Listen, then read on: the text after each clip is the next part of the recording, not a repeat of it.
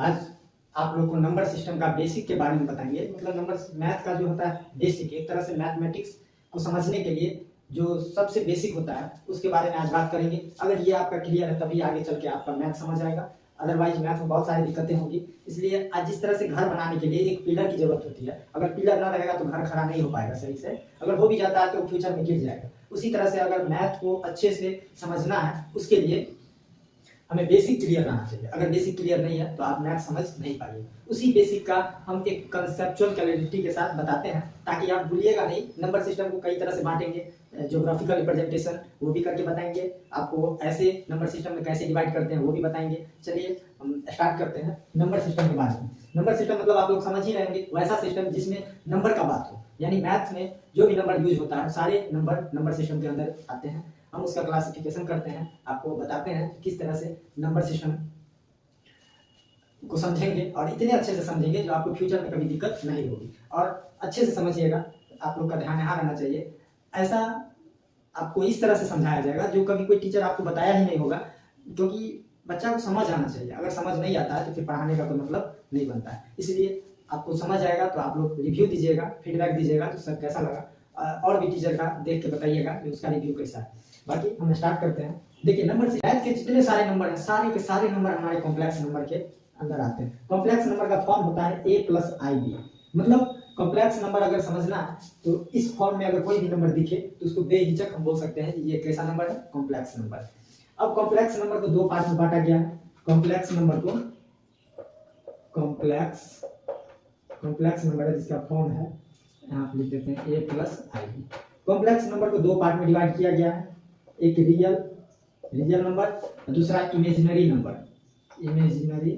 Number या इसको unreal number भी बोल सकते हैं। रियल कब होगा, जब हमारा मतलब कॉम्प्लेक्स नंबर में दो पार्ट है, एक ये पार्ट एक ये पार्ट। इस पार्ट को हम रियल पार्ट बोलते हैं और इस पार्ट को इमेजिनरी पार्ट बोलते हैं। अगर इमेजिनरी पार्ट अगर 0 हो जाता है तो वो हमारा रियल नंबर कहलाएगा, अगर इमेजिनरी पार्ट 0 नहीं होगा तो वो हमारा इमेजिनरी नंबर कहलाएगा। मतलब रियल नंबर लाने के लिए कॉम्प्लेक्स में हमारा b = 0 करना पड़ेगा और इमेजिनरी में 0 नहीं करना पड़ेगा। यहाँ से हमारा रियल नंबर का उत्पत्ति हुआ है और इमेजिनरी नंबर आया है कॉम्प्लेक्स नंबर से। कैसे आया, इसका ये फॉर्म होता है। इस फॉर्म में अगर हम इमेजिनरी पार्ट को 0 कर देते हैं तो हमारा रियल हो जाता है। अगर 0 पार्ट को इमेजिनरी 0 नहीं करेंगे इमेजिनरी पार्ट को तो हमारा इमेजिनरी नंबर होगा। अब रियल नंबर के बाद हम चलते हैं, रियल नंबर को दो पार्ट में बांटा गया। रियल नंबर का क्लासिफिकेशन देखते हैं। रियल नंबर को दो पार्ट में बांटा गया, एक हमारा आ जाता है रैशनल, एक हमारा आ जाता है रैशनल नंबर और दूसरा आ जाता है इरेशनल नंबर। एक रैशनल नंबर, दूसरा इरेशनल नंबर। अब रैशनल नंबर क्या होता है, इरेशनल नंबर क्या होता है, ये हम आगे जानेंगे, इसका डिटेल एक्सप्लेनेशन हम समझेंगे। लेकिन अभी आप फिलहाल समझिए जो रैशनल नंबर यानी रियल नंबर को दो पार्ट में बांटते हैं, एक रैशनल और दूसरा इरेशनल। अब रैशनल क्या होता है, इरेशनल क्या होता है हम आगे समझेंगे। अब हम रैशनल नंबर को क्लासिफिकेशन करते हैं। तो रैशनल नंबर को दो पार्ट में क्लासिफिकेशन करते हैं, एक integer and second fraction. Real को दो पार्ट में, रैशनल को दो पार्ट में, फिर इंटीजर क्या होता है ये भी समझेंगे, फ्रैक्शन क्या होते हैं ये भी समझेंगे। अभी बस क्लासिफिकेशन देखना है। इंटीजर में एक 0 होता है, एक पॉजिटिव होता है, एक नेगेटिव होता है इंटीजर में। फ्रैक्शन को भी तीन पार्ट में बांटा गया है, एक प्रॉपर, दूसरा इम्प्रॉपर और तीसरा मिक्स्ड फ्रैक्शन। प्रॉपर, इम्प्रॉपर और मिक्स्ड फ्रैक्शन, यानी इस पार्ट में क्या करते हैं हम सारे नंबर को डिवाइड करते हैं। मतलब ये हमारा एक पहला क्लासिफिकेशन हो गया। नंबर का सारा क्लासिफिकेशन हम कर दिए, पहला क्लासिफिकेशन। अब एक दूसरे टाइप से क्लासिफिकेशन होता है जो कि हम बता रहे हैं। एक तो ये हो गया इस टाइप का। एक दूसरा क्लासिफिकेशन होता है जिसके अंदर हम उसको भी हम लिख सकते हैं क्लासिफिकेशन ऑफ नंबर।